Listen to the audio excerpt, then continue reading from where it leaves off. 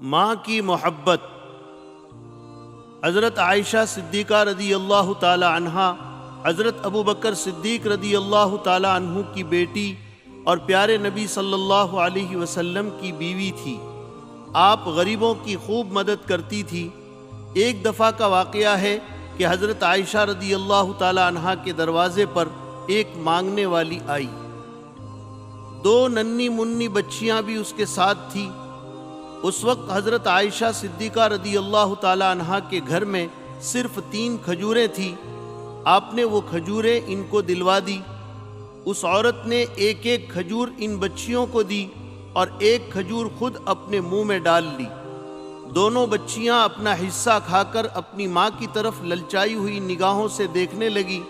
ایسا لگ رہا تھا جیسے وہ بہت بھوکی ہو اور ایک ایک کھجور سے ان کا کام نہ چلا ہو۔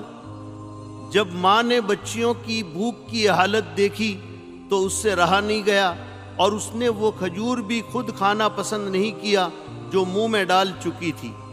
چنانچہ اس نے فوراً اپنے منہ سے کھجور نکالی اور اس کے 2 ٹکڑے کیے، پھر آدھی آدھی کھجور دونوں بچیوں میں بانٹ دی۔ حضرت عائشہ صدیقہ رضی اللہ تعالی عنہا بھی یہ سب کچھ دیکھ رہی تھی۔ ماں کی محبت اور اس کی ممتا کا یہ منظر دیکھ کر حضرت عائشہ صدیقہ رضی اللہ تعالی عنہا کی آنکھوں سے آنسو جاری ہو گئے۔ تھوڑی دیر میں حضور صلی اللہ علیہ وسلم تشریف لائے۔ حضرت عائشہ صدیقہ رضی اللہ تعالی عنہا کو روتے دیکھا تو پوچھا، عائشہ کیوں رو رہی ہو؟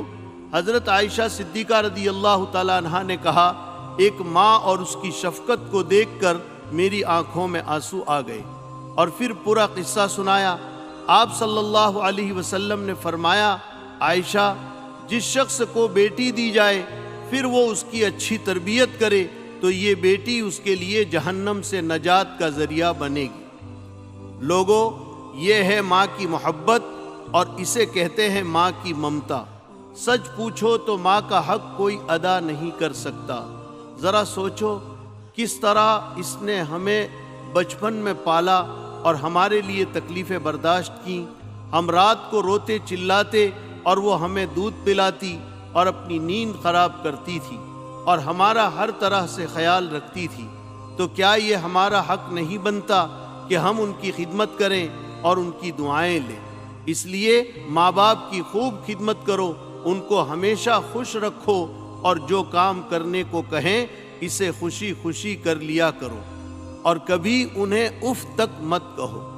دوسرا سبق یہ ملا کہ بیٹیوں سے خوب محبت کرو۔ بیٹوں اور بیٹیوں میں کبھی فرق مت کرو، یہ تمہارے گھر کی رونق ہے۔